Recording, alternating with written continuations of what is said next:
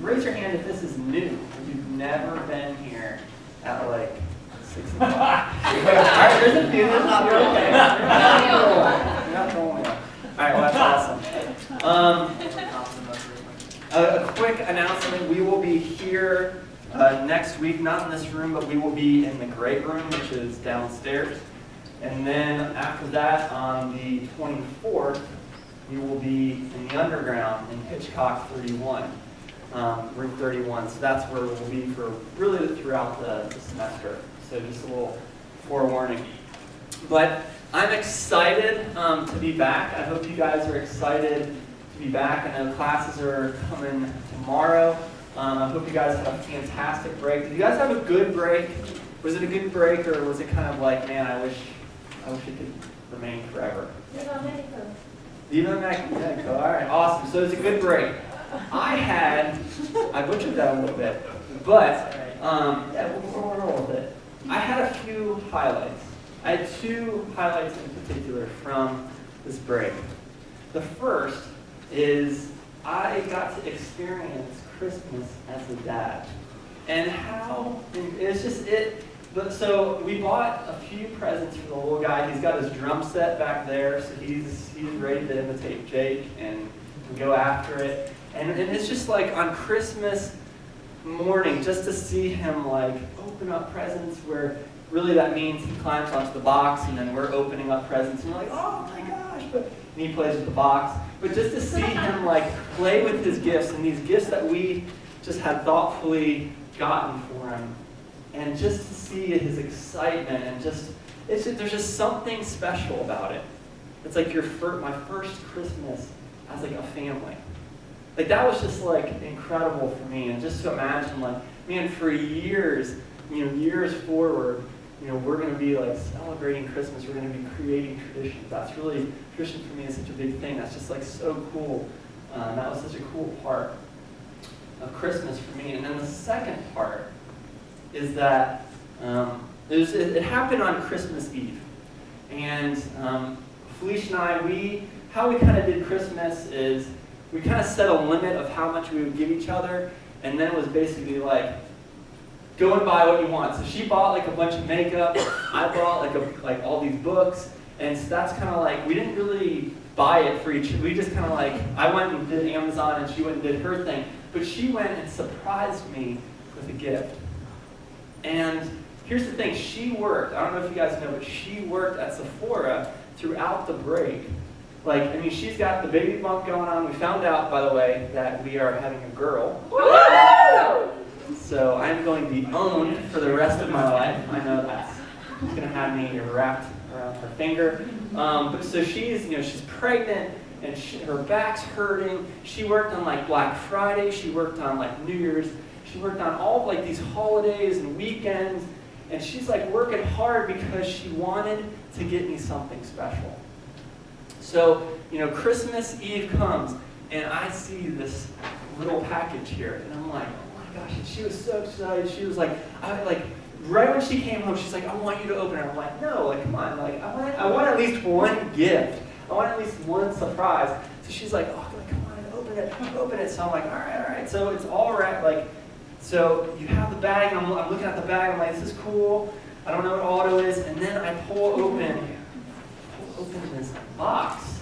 And this box is wrapped, of course. And so I get the bag out of the way. I've got the box, and I'm like, what's in this box?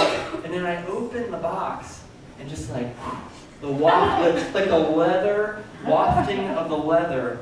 And she got me these really snazzy shoes.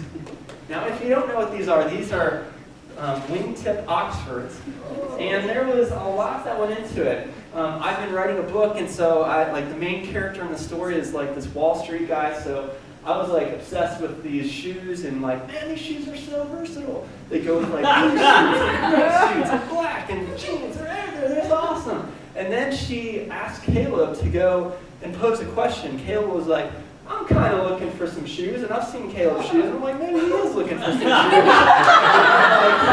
All right, and he's like, what kind of shoes should I get? And I'm like, dude, these are like wingtip Oxfords, you gotta get them. Like they go with this or this and this. And I had no idea that he basically was just posing that question just so that she would get the exact, what I wanted. So I opened this up and I'm like, what? And she's like, I did this because I wanted to show you how much I appreciate you and how much I love you. And I don't know about you guys, but just for me, I felt so loved. I felt extremely loved. I'm not even a gift guy. I'm not even a guy who gets so jazzed. That's not my love language, but I just felt so loved. And I think we all long to be loved. We all long to be loved. That's your first little point in the bulletin. We all long to be loved. We all long to be wanted, desired, valued, treasured, respected, affirmed, admired, and known. We all want to be loved. I think this desire is in all of us. I think, and in my travels across, in different places, it's cross-cultural.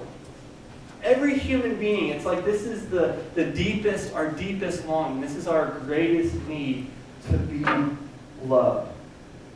And so we are going through this series called Unconditional for the next 7 weeks. And basically what we're doing is we're going to be exploring what does it mean, what does unconditional love really mean? And what really is God's love? What does this all mean? And here's the thing, whether you're a Christian or whether you're not a Christian or if God exists, the question that we're trying to answer through this series, and especially today, is if God exists, then what does it mean that He loves us? What does it really mean that He loves us? And so, we're going to be in Ephesians 3 tonight, and I'm so pumped about this verse. So Ephesians 3, starting in verse 17, kind of the end of 17.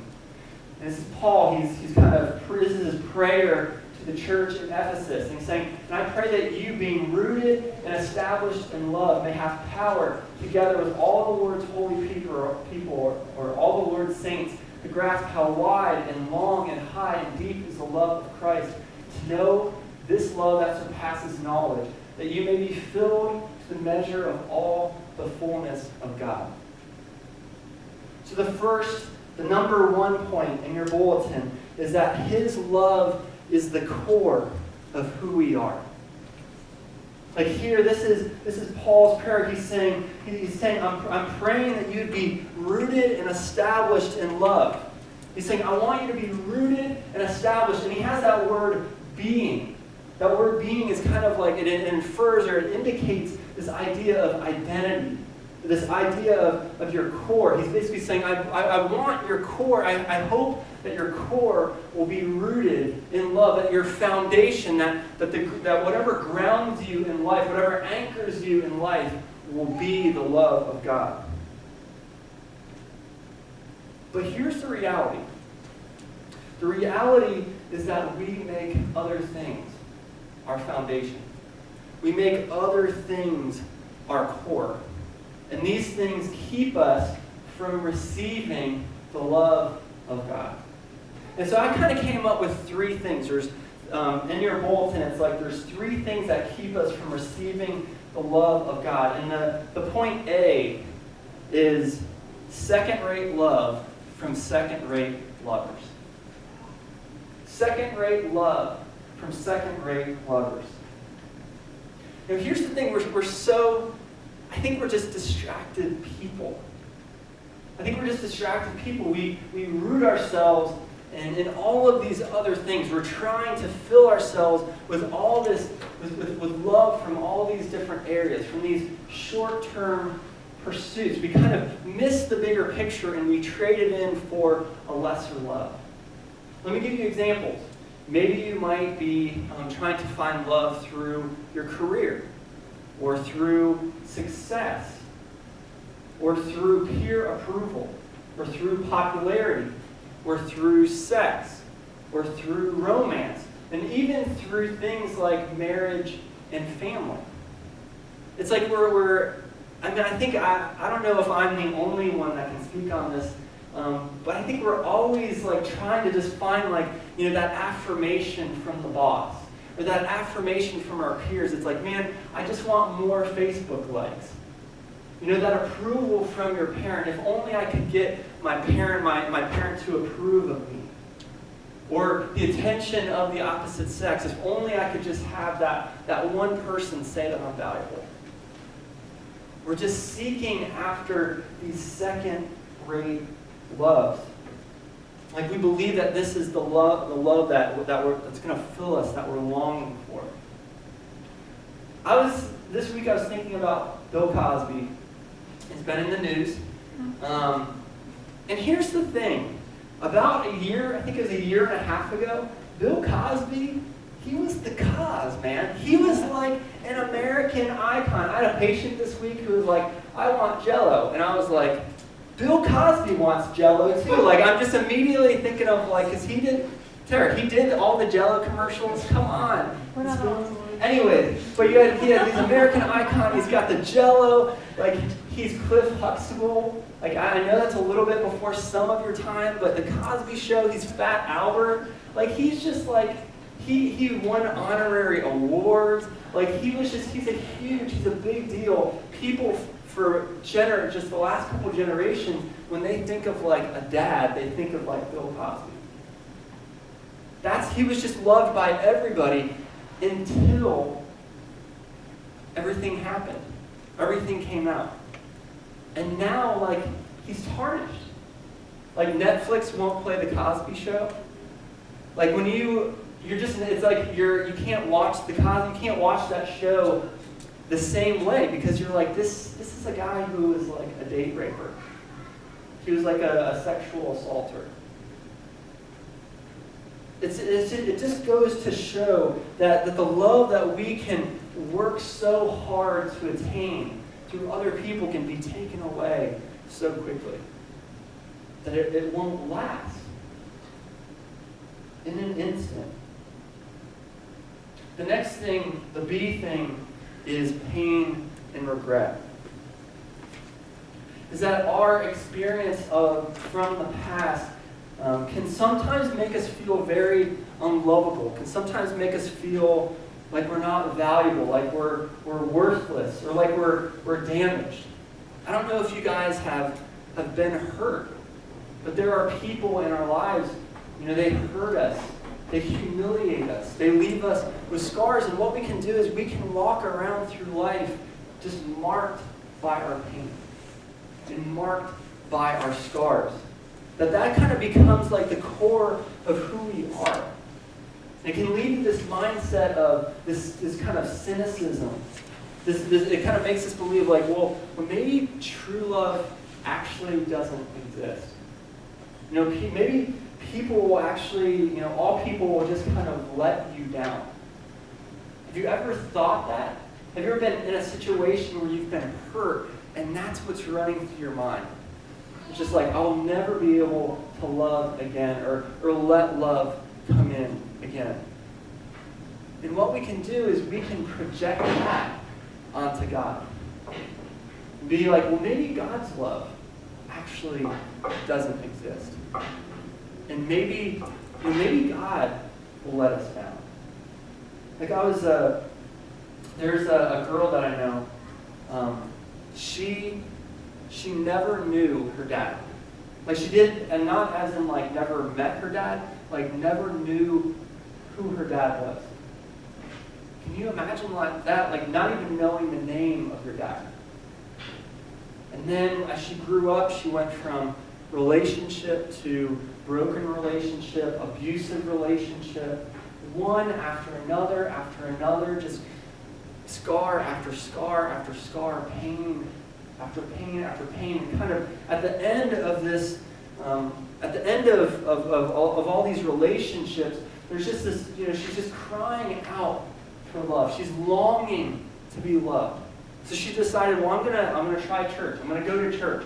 So she goes to church, and there's these two older ladies sitting in front of her. And these two older ladies, like, they, hey, how you doing? And like after the service, they're like, we should like get coffee, which code word in Christianese is like, hey, we want to get to know you and like love you. And and like disciple you and get to like get into your life. And so she's like, why would I ever go to coffee with these two women? They're just going to talk about how good their life is. And she never went back. Like she was so stuck in her pain that she's so stuck in her pain that she just couldn't receive love. Because love is something that in essence is like it doesn't exist. The third thing, the C, is fear and anxiety. We can be so caught up in the what ifs and in the possibilities and in losing control that we actually never allow ourselves to come into the good things that God has for us. There's a couple that I know where I've asked them, like, have you ever considered like going overseas? Have you ever considered taking some risks, like, and all that? And they just come back and they're like, well, what about ISIS? Or like, what about all these? They come with all of the possible dangers. Like, it's dangerous, and they have a laundry list of things of like, we can't do that. Like, there's no way. And is that possible for us to look at God in the same way? It's like, God, I'll give you just a little bit, but as soon as you start asking me to do something that's a little bit risky or a little bit uncomfortable, then it's like, I'm going to like hold you back. Like, as soon as you might, ask me to give up something of my life, like I don't know if I can really receive your love, because if I receive your love, then you might ask me to do something that I might not want to do. Like, what am I going to have to give up? It's like we're kind of just, we want to hold on to that control. And it's like, man, if God asks me to do something, if he wants me to take a risk, then that means I'm going to be exposed now. And I don't want to be exposed. So I'm going to just kind of like control this relationship. Is it possible that one of these things might be keeping you from receiving God's love? Is it possible? I had a chance this break to do some leisure reading. And leisure reading is awesome, by the way. And I had not read just like a regular novel in like years. It was amazing. So I read these two books. I searched for like new like 21st century books, because I'm like usually in the 1920s. So I'm like, hey, why don't we actually like enter into the 21st century? Why don't we do that? So BBC has this like, they polled all of these different writers and critics. And the BBC has like the top 10 books of the 21st century. It does exist. You should check it out. And I was like, I'm going to read number 1 and I'm going to read number 10. Number 1 is this book called The Brief, Wondrous Life of Oscar Wilde. Has anybody read it? Has anybody heard of it? Okay. Then the number 10 is a book called White Teeth. And so I was like, okay, I'm going to read these books. I'm excited because maybe these books will kind of allow me to see what, kind of where our culture is at, and be able to kind of, I don't know, just help me understand where we are at as a culture. So I'm like, I'm reading these books, and I was amazed at how in both of these books, and these are like the best books of like the last like 15 years, and in both of these books, neither of them presented one character that had any hope. Neither presented one character that had any hope. These characters, they were paralyzed by their fear or by their pain, and they were isolated in their fears, and they were just completely just destroyed when their short-term pursuits failed. And I finished these books and I felt so just hopeless.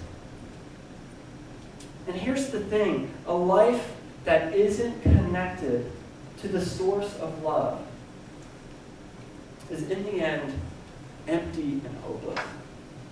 A life that isn't connected to the source of love is empty and hopeless. In 1 John 4, John basically says God is love. He doesn't say love is God as if like love is like God, I put on this pedestal. He says God is love, meaning that that basically all of love stems from God. That God is like the source of love comes from God. That God is love is kind of this idea that it kind of embodies who God is. It's a part of his core, a part of his identity, a part of his character. And here, this is what Paul is exactly trying to drive home. He's saying that love, being connected to the source, that has to be our root. That has to be our foundation. And continuing in that passage, in the Ephesians 3 passage, in 3:18, this is just crazy. He's like, okay, you're rooted and established in love. That's my prayer. But that you may have power together with all the saints to grasp how wide and long and high and deep is the love of Christ. Like this passage is incredible. I just imagine Paul is like, maybe you don't see it like I do, but I just think he's like bursting at the seams. He's like so excited. He's like, do you grasp this? He's like, all right, do you understand what this love is? Do you understand how big this love is? Like, and this love is like, oh my gosh, it's like deep, it's long, it's wide. I think of like 4D, like 3D. I just feel like this love is just like shooting all over the place. It's like this infinite, like just uncontainable love. And he's like, I just feel like he's so excited. And he's like, do you actually understand? He's like, just grasp it. Do you grasp how big this love is? Do you grasp it? It just goes everywhere and anywhere. The second point is that his love, God's love, is not bound. It is without limit. It is without limit. Do we grasp how big his love is? I think Paul just wants to drive this point home, but I think this is the problem. I think it's tough for us to grasp.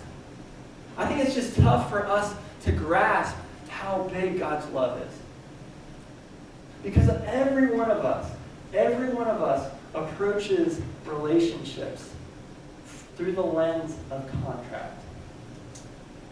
Think about it. Every single one of us, we approach relationships through the lens of contract. This is your next little point there. We view relationships through the lens of contract with terms and conditions. We look at relationships, and even our relationship with God, as this idea of transaction. We look at relationships through this mindset of, if I do this for you, and if you do this for me, then we're okay. We can be partners. We've got a deal. And we see this, and we're both of us mutually have to profit. I have to profit, and you profit. And as long as we agree to the terms and stick to the terms, then we're good. Like we do this with our employers. You work hard, like you're going to allow the company to profit. So, as long as you work hard and the company is profiting, then we're good. But as soon as you're not working hard or the company isn't profiting, there's an issue. Also, it's like, I'm going to work X amount of hours and I expect X amount of dollars. There's a contract going on. But it doesn't just happen in a work setting. At work, it happens in a consumer setting as well. It's like, all right, well, if you pay your bill, then you're going to get a product. Well, as soon as you don't pay a bill, then you're not going to get the product. Or as soon as the product is crap, or the service isn't good, then it's like, all right, well, I'm not going to pay, and I'm going to take my business elsewhere. This is what Tim Keller has to say about it. Tim Keller says that we stay connected in relationships as long as they meet our needs at an acceptable cost to us. When we cease to make a profit, that is when the relationship appears to require more love and attention from us than what we are getting back, then we cut our losses and drop it. We cut our losses and we drop it. I've seen this even in my own marriage. You think like, man, this can't happen in marriage, but it does.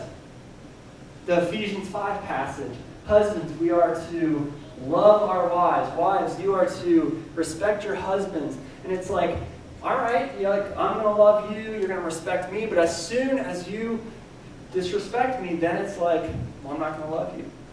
As soon as you don't love me, then I'm going to disrespect you. And that's how our relationships work. We have these wants and desires and expectations. And it's great when people are meeting those, but as soon as those are not met, then we get angry. And if that anger isn't resolved, then it leads to bitterness. And that bitterness ends up leading to broken relationships. I think this can even happen with God. I think it's possible. I think we can look at God like we are trying to make a deal, like we're trying to make a bargain. Have you ever done that with God before? Like, God, if I do this, will you bless me? Will you give me this? I was thinking about this last night during the game. Sorry if there's any Bengals fans. It hurt last night. But here, the Bengals are about to win. Jeremy Hill coughs up, fumbles the ball with a minute left, and then they just show him on the sideline, by himself for 10 minutes. And I'm thinking, in that moment, I'm like, I bet that right now, Jeremy Hill, this is what's going through his head. God, I'll stop swearing if you just allow us to win this game, and I'm not the scapegoat. I'm not the reason that we lose.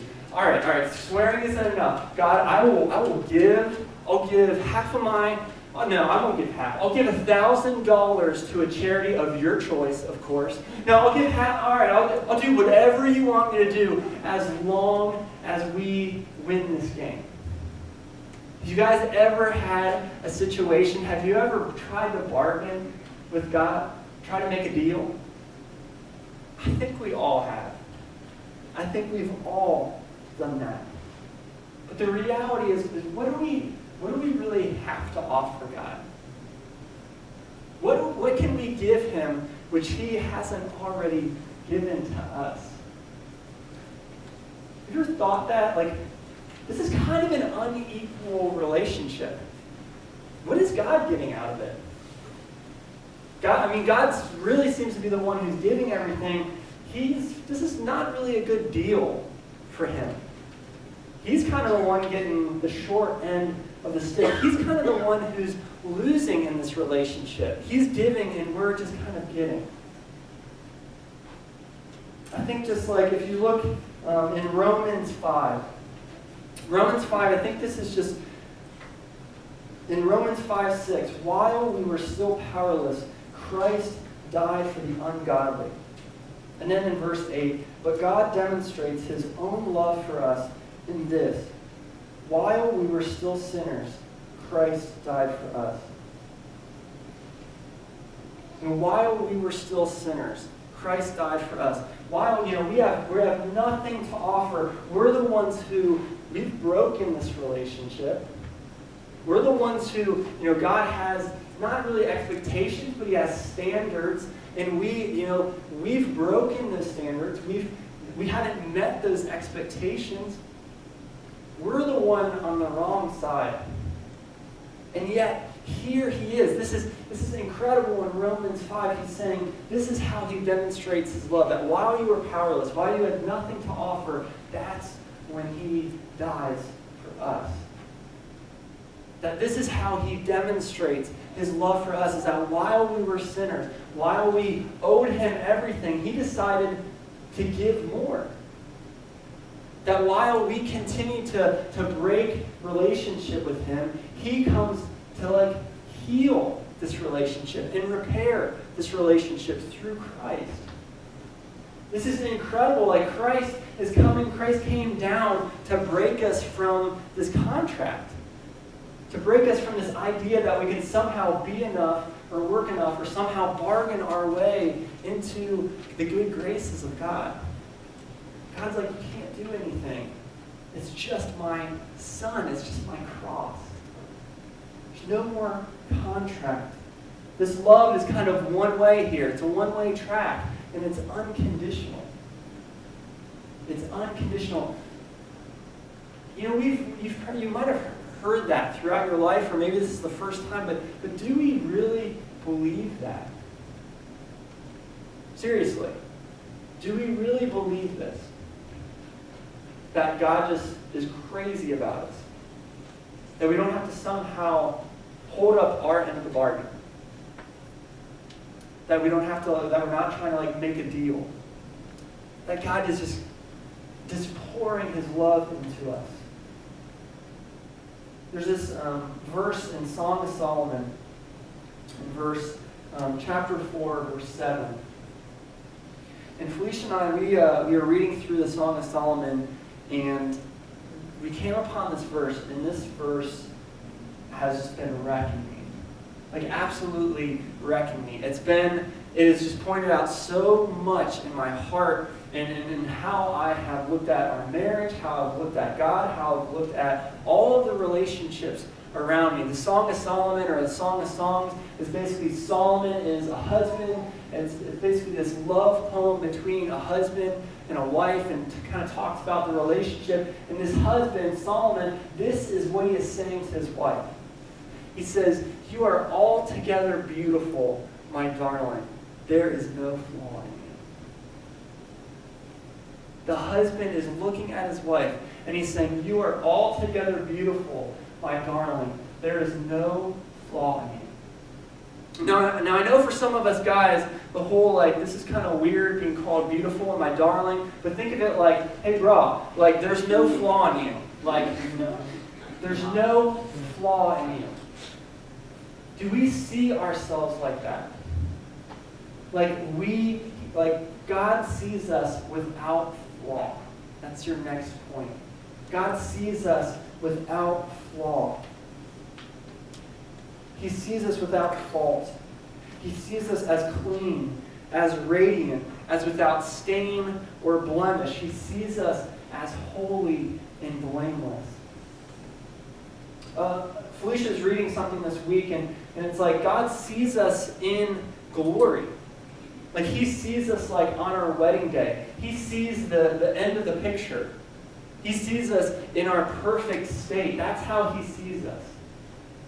It's like when Michelangelo was like thinking about David, thinking about creating David, when he was looking at that big marble slab, he isn't looking and saying, well, this is a mess. This is just a big marble slab. He is thinking about the glory of what David is going to be.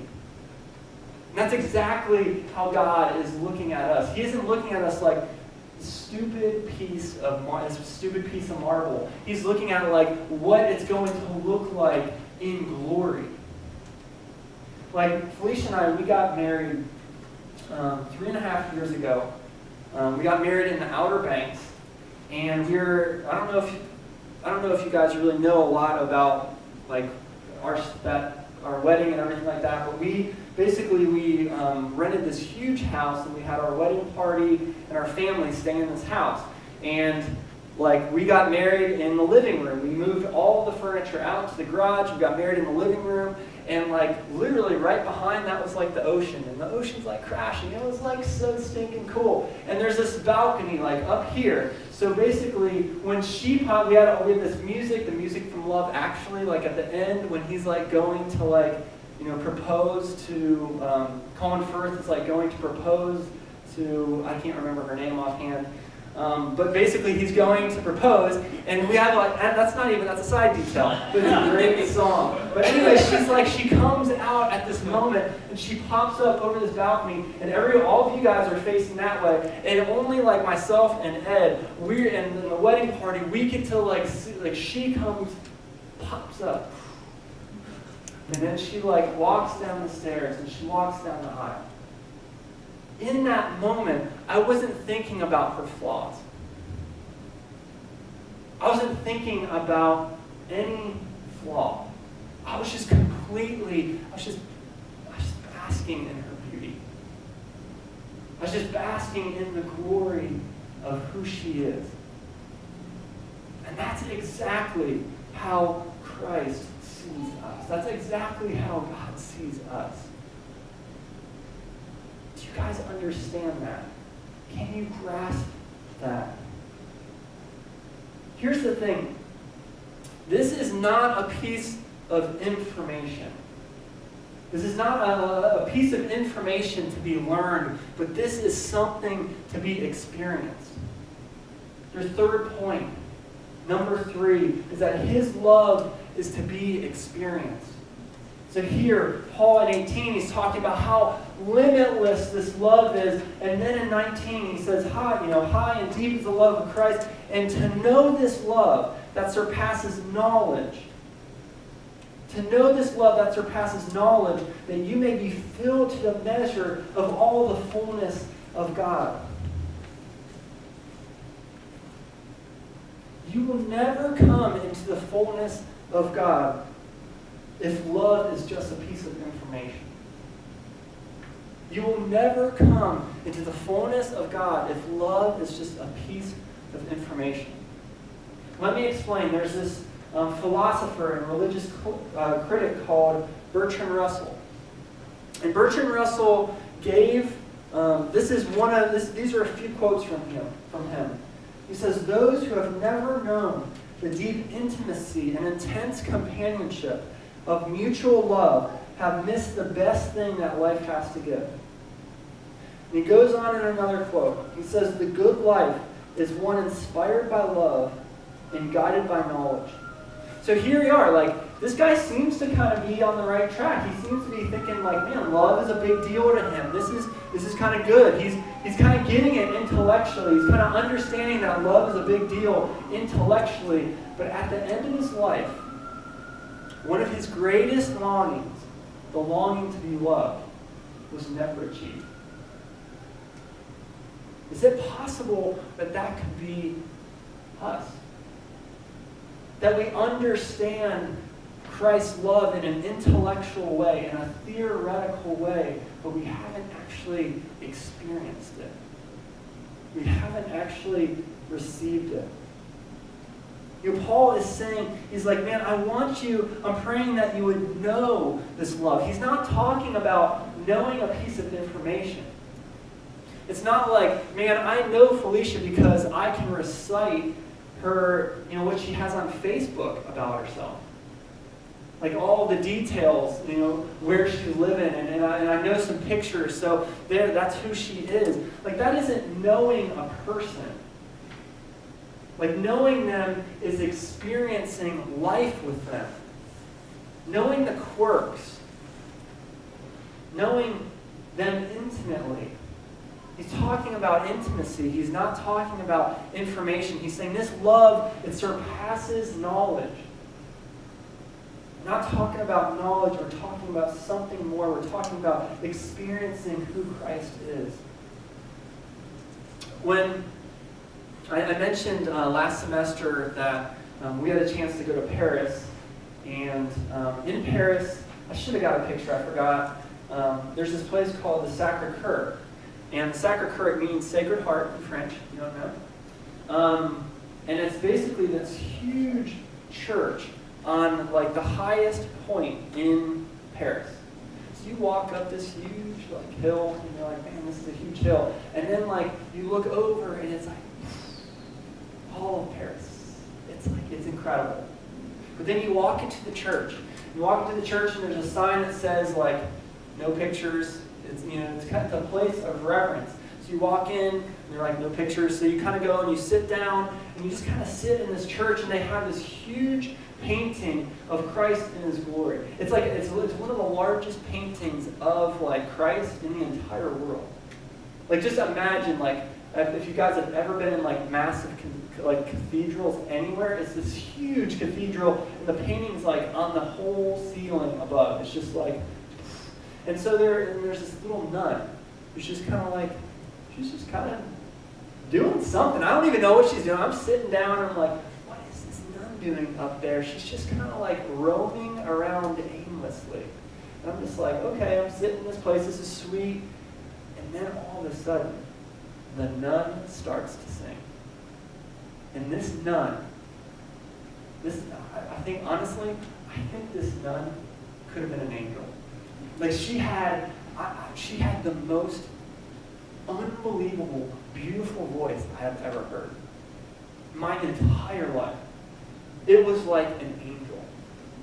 It just reverberated, just boomed, echoed through the entire building. And I just start weeping.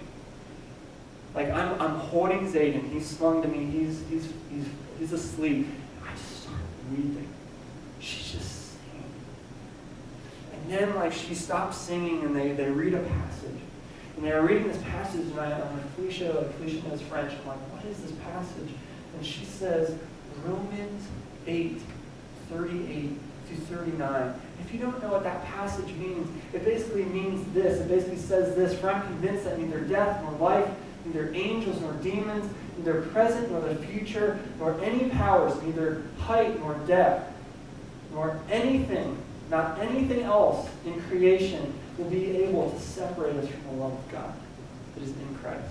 And if you don't know, that's like my favorite verse in all of Scripture. So it's like, this is kind of a crazy coincidence that I've traveled thousands of miles to be right here at this one point during this one Mass, and they're reading this verse. And I'm just like, oh my, like, I know, I'm like, God is trying to speak something to me, because that whole time in London and Paris, I felt so distant and so disconnected. It's just tough with a kid. It's like, you eat now, hold him, and now I'll eat. And it's just like, there's just no time of rest. You're just kind of like passing the baby around, trying to like survive. And I just felt so burnt out, like leading into that trip. And it's like, here I am in this beautiful church with this nun singing like an angel. This verse happens. Then she starts singing like about confession. And I'm just like, God, this is where I'm at. I feel so distant from you. And then after that, she starts singing just Alleluia, Alleluia, Alleluia. And I just lose, I am bawling. And I hear like a small voice in my head in that moment, basically and it says, in the same way that you are holding your son, I am holding you. In the same way that you're holding your son, I am holding you. For the last 6 months, the 6 months previous, I've been thinking about, during the advance, we were talking about Abba's child. I've been learning so much about being loved as a child. And here I am, thousands of miles away. My favorite verse basically saying there's nothing that can separate us, even when you feel distant. And here God's like, I'm holding you right now. And then there's this angel, which is basically just booming this worship over me. And I'm just bawling. And I look next to me, and there's this woman in a hijab, and I'm just thinking, I'm like, what is she thinking right now? This might be the only time in her life that she comes in contact with a God of love, and a God of peace, and a God of mercy. I'm like, is she grasping this? She has to grasp this. How is she not grasping this? Then there's people who are like further up, and they're like, they're taking pictures. You're not supposed to take pictures. And they're taking selfies, and they're completely missing it. And I'm like, how are they missing this? How are they missing what God is doing, what God is painting in this moment? He's just saying, experience my love, experience who I am.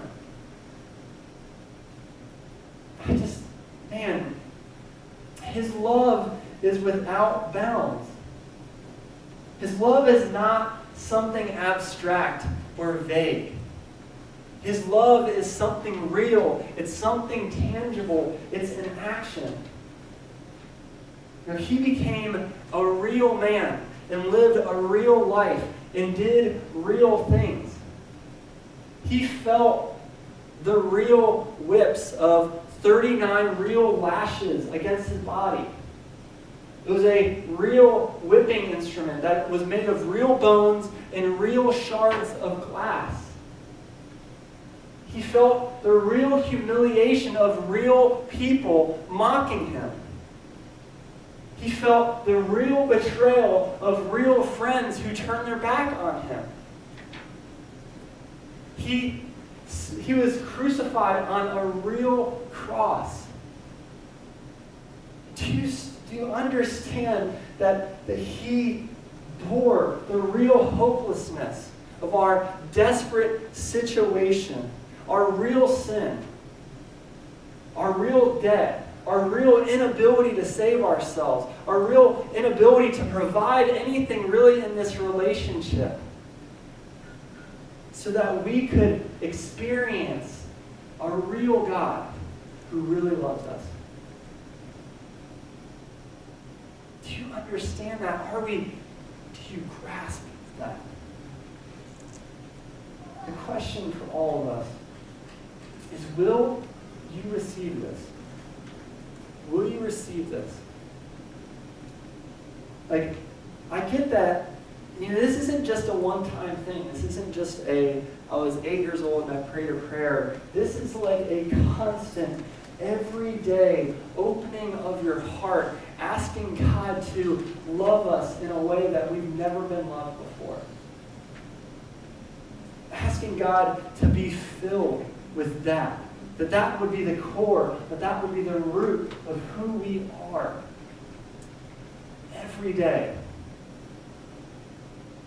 As we start, as we kind of go through this journey of seeing just what this actually means for us, my hope is that tonight is just a starter of maybe we just need to be in that place of like, do we actually grasp what this is?